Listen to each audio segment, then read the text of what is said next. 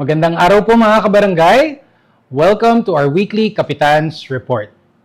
So, kamusta po tayo mga kabarangay? Sana lahat po tayo ay maayos ang kalagayan, malusog ang ating pangangatawan.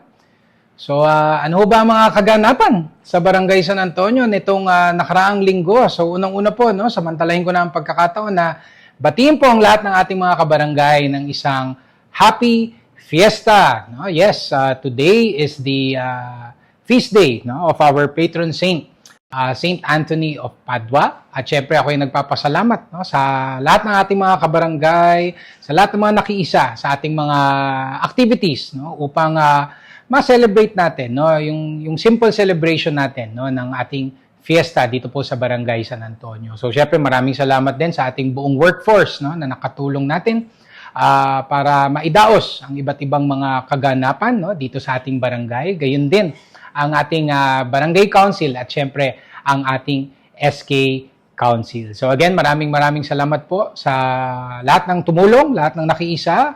At syempre, maraming salamat din sa ating patron saint, kay Saint Anthony of Padua, sa lahat ng gabay, yung guidance sa ating pang-araw-araw na buhay. So again, sa ating mga kabarangay, happy fiesta po sa ating lahat. And we're very happy to share also some milestones of our kabarangays na kung saan talagang sasabihin natin na we are really proud to be BSA. So syempre, unang-una dyan, ang ating official na candidate sa darating na Mutya ng Pasig 2024, si Miss Mary Araha, na formal na, nakasama sa 14 official candidates ng Mutya ng Pasig. So 14 lamang ang nakapasok na mga kandidata na magre-representa nung kani-kanilang mga barangay. So syempre, tuloy-tuloy na rin ang ating mga preparations. Syempre, full support din ang ating barangay sa mga activities ni Miss Mary. Syempre, formal na rin natin siyang na-introduce during our flag raising ceremony, na kung saan ay nakaharap ni Mary ang ating workforce, para makita kung sino talaga ang yung magre-representa sa atin sa Mutya ng Pasig. So we're very excited na rin sa darating na prelim night sa June 22 at gayon din sa coronation night sa June 26. So again, kay Mary, Godspeed, and nasa likuran mo lang kami. Again, full support kami sa iyong journey to become the next Mutya ng Pasig 2024. At syempre, ang ating mga atletang BSA ay hindi rin nagpahuli. So kamakailan, pumasyal sa ating tanggapan si Mr. Lester Avenir, at ipinresenta sa atin ang iba't ibang mga awards na recently natanggap niya sa larangan ng Taekwondo. At syempre, sa pangdagdag pa sa kanyang mga awards ay siya rin ay official na pambato para sa palarong pambansa na gaganapin sa susunod na buwan, July, sa Cebu. Sa talagang tuloy-tuloy na rin ang paghahanda ni Lester sa kanyang darating na mga competition. Siyempre, naghandog na rin ang ating barangay ng konting token kay Lester para ma-treat naman niya ang kanyang mga very proud parents sa talagang sinamahan pa siya dito sa ating tanggapan. So again, good luck sa iyong mga darating na competition, Lester. At again, maraming salamat sa iyong patuloy na pagtaas ng bandera ng Barangay San Antonio.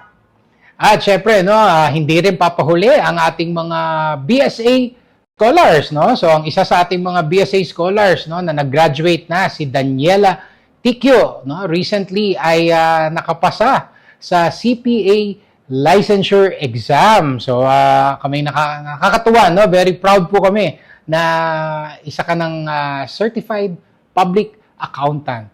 So at least makita natin na ang ating scholarship program hindi lamang talaga nakakapag-provide ng yung education sa ating mga kabarangay, kundi talagang nagiging tulay din po tayo para makamit ng ating mga kabarangay ang kanilang mga pangarap at syempre, maitaas pa ang antas ng kanilang pamumuhay. So again, no, ako yung nagpapasalamat sa ating mga BSA scholars, particularly no kay Ella. And syempre congratulations Ella sa iyong pamilya, no. Alam ko full support din ang iyong family sa iyo sa journey mo no into becoming a CPA. So again, no, we're truly proud of you. At syempre, no, good luck sa panibagong yugto na naman ng iyong buhay. Syempre, no, kami rin po ay nagpapasalamat sa lahat po ng nakiisa sa ating very successful na isinagawang free chest X-ray, no? So ito po yung ating programang tinatawag na Okay Ka Langs, no? At again, almost 220 na individuals ang nakiisa, no, nag-avail nitong ating programang ito. At syempre, no, hindi lamang naging limitado sa mga residente, kahit yung mga ilan nating mga employees ng mga stakeholders, no, basta't inopen na po natin sa lahat, no, nang sa ganon ay marami talagang makinabang, no, dito sa napakagandang programa po na ito. Kahit ang inyong lingkod, no, nagpa-X-ray din. At thankfully, no, nakuha ko na resulta at clear naman, no. So sa ating mga kabarangay na nag-avail nitong ating free chest X-ray, no, ang ating mga results ay ready for pickup na sa ating BSA Health Center. So again, layunin ng programang ito ay syempre overall health nating lahat, no. I guess kahit sa regular employment, no, talagang nire-require ang chest X-ray, no. Diyan makikita yung how our health condition is, no? At syempre, no, bahagi na rin to ng ating krusada, no, para puksain ang sakit na tuberculosis. So again, yung mga resulta, no, pwede nyo na kunin, no? So again, ako'y nagpapasalamat sa ating main collaborator for this project, ang Pasig City Health Office, at syempre ang aking pagpapasalamat din sa ating Committee on Health and Nutrition led by Kagawad Rachel Rustia. At syempre, no, napag-uusapan na rin lang ang ating collaboration with Pasig City, no.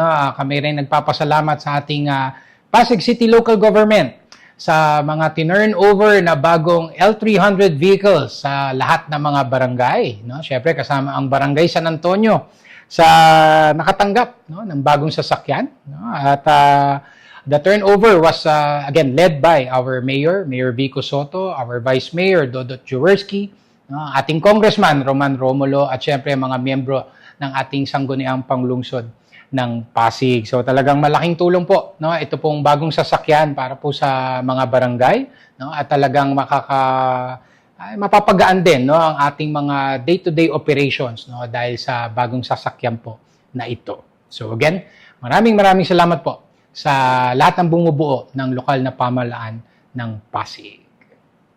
And important announcements po, mga kabarangay, no? Ilang paalala lang po. So unang-una po, no, we recently started a livelihood collaboration, no, with Joy Nostalge, no, isa sa mga kilalang hotel, no, dito po sa ating barangay. And ito po yung kanilang open house recruitment. So, meron pong, ito po yung open sa lahat ng mga job seekers, no? Meron po tayong formal announcement na pinost sa ating social media pages. So, makikita nyo rin po doon yung official email kung saan nyo pwede i-send ang inyong mga CV.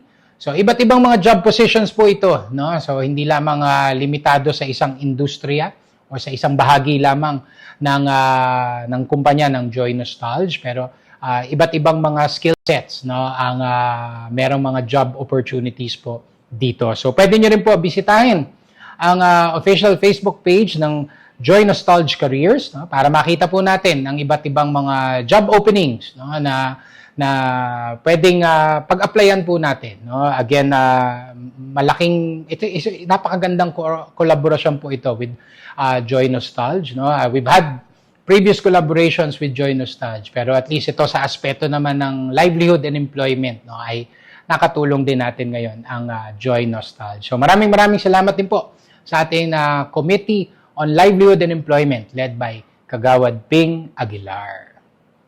And last but not the least po, mga kabarangay, no, napag-usapan lang in the past reports, no, ang mga graduation, mga moving up. and recognition. So ngayon naman po, no, enrollment time na. So we're very happy to announce na magsisimula na po ang enrollment sa ating BSA Child Development Center or ang ating daycare center.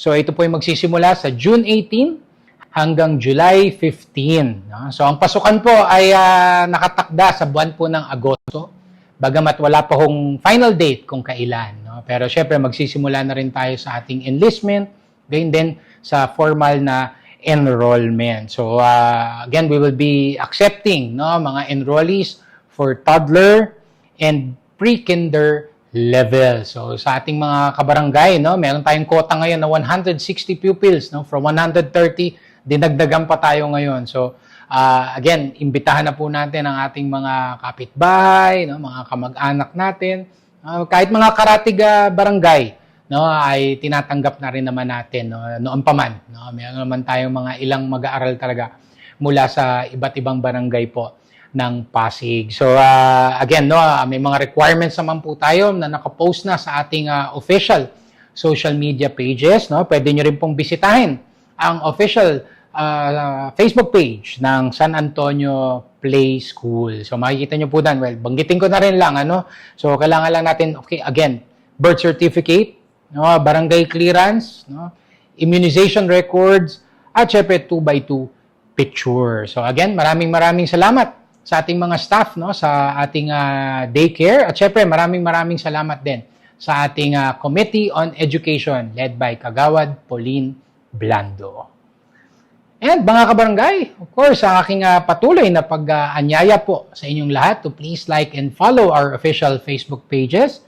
Please subscribe to our YouTube channel. Please join our Viber community group.